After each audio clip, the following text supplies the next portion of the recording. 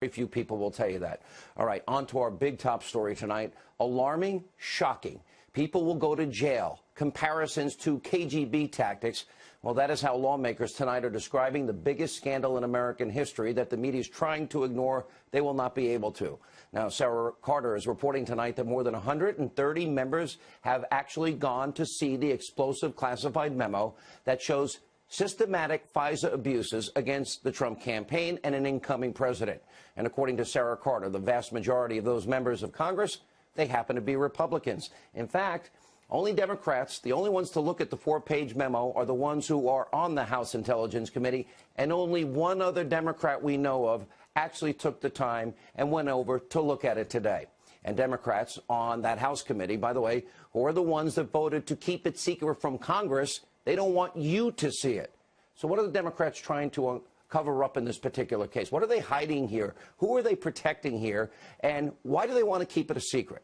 Now, tonight, we are demanding that this information be released to you, the public, because the American people, you need to know about this huge and massive abuse of power and how the Obama administration has weaponized the powerful tools of intelligence and how the Clinton bought and paid for phony Russian dossier was actually used to not only spy on the Trump campaign, but also to get a FISA warrant based on lies. So we're asking tonight that you call your members of Congress. There's the number. It's on your screen, 202-224-3121. Tell your members of Congress, release the memo. That's it. If you're on Twitter, hashtag release the memo. We're going to put the number up throughout the show tonight. Now, I know a lot of you have been writing and asking, well, why is it taking so long? We have been since March. We reported first then about this abuse, that the Trump campaign had a FISA warrant that was issued against them. That was back in March. We have been unpeeling the layers of this onion, this massive scandal.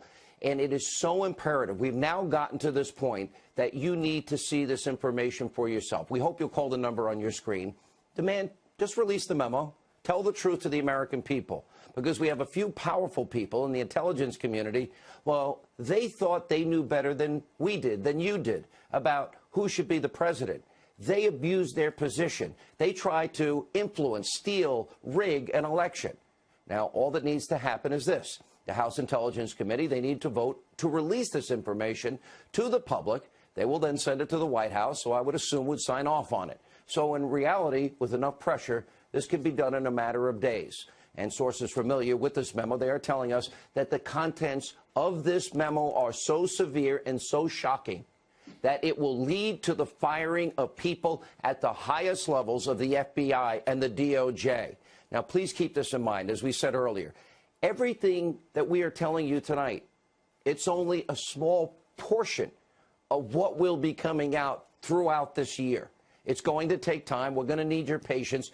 But the first explosive evidence is now available.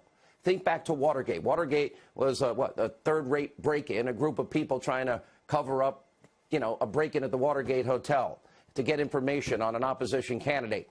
This scandal is about the systemic abuse of power, the weaponizing of the powerful tools of intelligence against an opposition party during an election year, and in the process shredding our Constitution, our Fourth Amendment constitutional protections against unreasonable search and seizure, all in a plot to impact and rig and steal an election. That's how important this is. And I don't care if you're a liberal, a conservative, a Republican, and Democrat. You need to care about this, because we will lose our constitutional republic if we don't get to the bottom of this. And when all this information finally sees the light of day, it will remove any doubt that the special counsel, Robert Mueller, his team of partisan Democratic donors need to be disbanded, and their witch hunt needs to be shut down immediately. And as we showed you last night, these are the key players in all of this. They are high-ranking Obama, FBI, and DOJ officials, and a lot more information about them will be coming out in just the next couple of weeks. I think the latest we will get this is around January 30th, but we need to see it sooner. We also know that the Trump-hating FBI agent Peter Strzok and his FBI lawyer mistress, Lisa Page, they're at the center of everything here. And we know from the released text messages that they called then candidate Trump an idiot, loathsome, a lonesome human being, F Trump. And there are still 9,600 text messages that we have not seen yet. And one particular message really gets to the heart of what we've been trying to find out. And this is between Peter Strzok and Page. And now it makes a lot more sense knowing what we know. Now, back in August, Strzok wrote to Lisa Page, well, I want to believe the path that you threw out for consideration in Andy's office, that there's no way he gets elected, but I'm afraid we can't take that risk. It's like an insurance policy in the unlikely event that you die before you're 40. And we, of course, believe that was Andy McCabe, the FBI director, of course, Andrew McCabe. And we also are believing tonight, and we have very strong evidence to corroborate this, that Lisa Page was the key counsel for McCabe. You see the nexus here? You got Lisa Page, you got Peter Strzok, you got Andrew McCabe. What's the insurance policy? Talking about an insurance policy in case Donald Trump wins the election and Hillary loses. And at the same time, then you have the Obama administration. They're trying to obtain a FISA warrant to spy on the Trump campaign. And they say, allegedly, it's about Carter Page, but we know it's a pretext. And sources are telling us that the first request for the warrant was rejected. They said no, which rarely happens. And that's when the Clinton bought and paid for phony Russian propaganda dossier was then used. Now, that dossier put the request over the top. Then they were granted the FISA warrant, and that allowed the Obama administration to begin the systemic abuse of FISA spying powers to target a candidate, an opposing candidate, an opposition party in an election. And this is part of the important Fusion GPS. Now, co-founder Glenn Simpson. Now, he testified, this was released yesterday, he didn't even bother to verify what was in the dossier. He just trusted the person he's paying, British spy Christopher Steele, even though Steele is known to have paid Russians for information.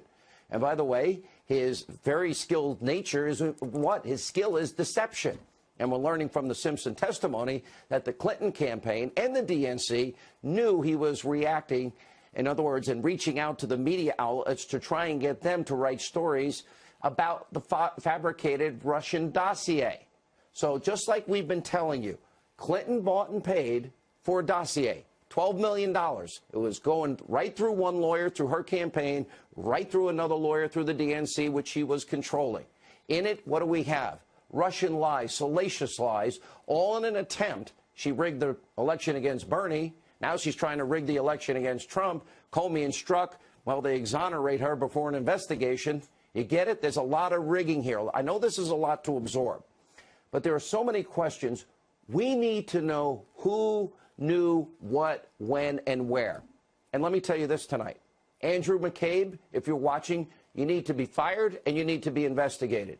And by the way, so does the Trump-hating FBI agent, Peter Strzok, fired and investigated. His FBI lawyer mistress, fired and investigated. Lisa Page, gone. Demoted DOJ official Bruce Orr, who met with Fusion GPS before and after, removed, fired, and investigated. James Comey, who we know rigged, in other words, gave an exoneration before investigation, we learned today is reportedly going to teach an ethical leadership class at William and Mary. You've got to be kidding. Anyway, he needs to be investigated, and he may want to hire a lawyer instead, maybe an ethical one at that.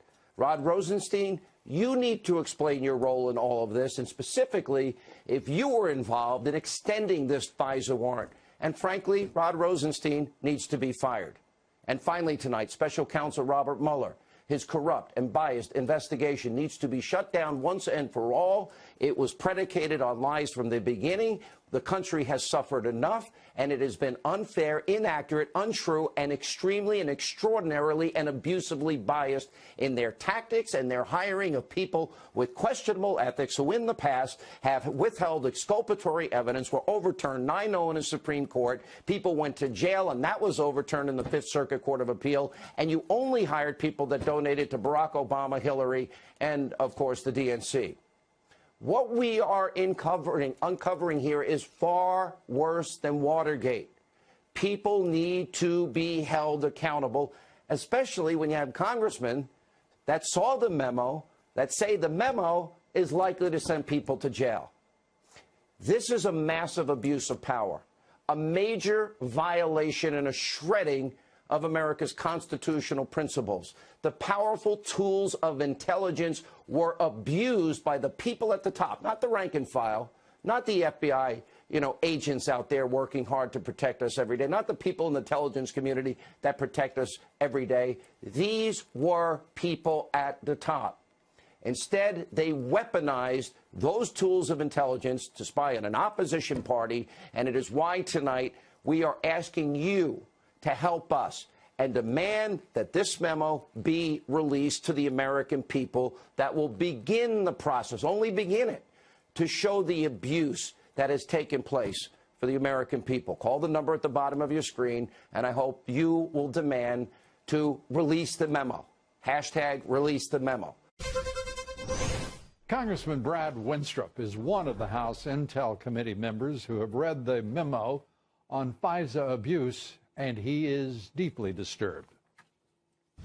I think that I'll use Abraham Lincoln's line, we're testing whether this nation or any nation so conceived can long endure. If we don't correct our wrongs, if we the people don't have oversight, and the people don't get to have oversight with us as members of Congress, then that's a problem. So keep plugging away. I think that transparency, how are we ever going to develop trust if we can't be frank with the American people? Well, it doesn't sound like now is the time for trust. Joining us, by the way, is a former member and chairman of the House Oversight Committee, former Congressman Jason Chaffetz. Jason, good to have you with us. You've called for Republicans to release that memo, and I want to get to that. But first, I want to get to the shutdown. And start with, do you think they're going to be able to reach agreement at the last 2 hours? Mitch McConnell saying that they will try at 10 o'clock tonight. Well, I like that they're going to vote. I think it's important that you put people on the record. I have a hard time believing, now that you see people like Heidi Heitkamp and Joe Manchin and others, they're realizing that shutting down the government, what it'll do to the children's health care, what that does to the whole of government, all the government employees, is not a good move. All the Republicans in the House were asking for is a 30-day continuing resolution. That is entirely reasonable. I just don't think they can win this on the merits. I think the Democrats take a big hit on this one. I think you're right, and I think that the Schumer shutdown has maybe as much to do with that 4-page memorandum that the House Intel Committee has circulated now, at least among the Republican conference, and diverting American attention, the American people's attention from it. Let's turn to that. Today, you sent a tweet to Trey Gowdy and Jim Jordan, and you said this: since you have a cold, it's okay to release that memo. Hashtag release the memo. Jason, obviously referring to Dianne Feinstein and her release of the entire testimony of GPS Fusion GPS. So I would say, first of all, that was a very clever tweet, and it's also one that I hope excites the imagination of somebody who can get their hands on that 4 pages. Well, look, it's only 4 pages. Every member of the House on both sides of the aisle, they have a security clearance. They ought to go in and read it. And then there'll come a point where I think Devin Nunes can call for a vote to have it released. What I've told, having not heard it or seen any of the details within it, is that there is classified information in there. And so you have to be very careful on how you do that. But I think the spirit of openness and transparency in something that is obviously wrong, because you see people on camera who've read it and they're like visibly disturbed by it. I mean, I saw the reaction from Mark Meadows and Brad Winstrup and others, and these are, seasoned people who see a lot of stuff, and they're very shaken by it. And, talking to Trey Gowdy and others, I got to tell you, it's something that we need to know about. And the other question I don't hear anybody asking is, what is the Department of Justice and the Attorney General doing about it? You don't need a House panel to uncover this. We know there's an Inspector General report. That'll be pivotal. But what is the Attorney General himself doing? Because they can't just walk away from this. As our audience, I'm sure, recalls, you are among those who have said that the Attorney General Sessions should resign if he can't do his job or doesn't want to do that job. It's an open question as to what the heck he is doing and how much progress is being made if he is working. So you raise, I think, an absolutely pertinent question and one that does need answering. But for that matter, the entire odor that surrounds the top echelons of our Justice Department and the FBI is such a stench now, even over that swamp that you used to work in, that I think we have to have a house cleaning no matter what. What do you think? Well, my grandfather was a career FBI agent. I grew up thinking that G-men and that the FBI and the Secret Service, they were just heroes. They were above everybody. They just were the men of integrity, and I think the overwhelming majority of them are. But you're seeing the management making some decisions and acting in a way that is immature and improper for this nation. And they've lost that trust of the American people. And the only way to get that back is to have an attorney general who can go in and fix the systemic problems within a very broken agency. And nobody has the confidence in this. Trey Gowdy points out that the Democrats were the ones that wanted to bring Attorney General Sessions, or bring up the Director Comey on Hatch Act violations. Now they swing and think, oh my gosh, he might be the hero of this thing. I mean, are you kidding me? We shouldn't have such swings. It should be definitive.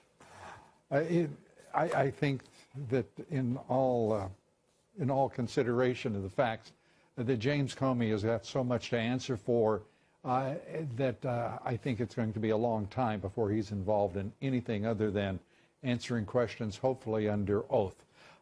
Jason Chaffetz, as always, great to have you with us.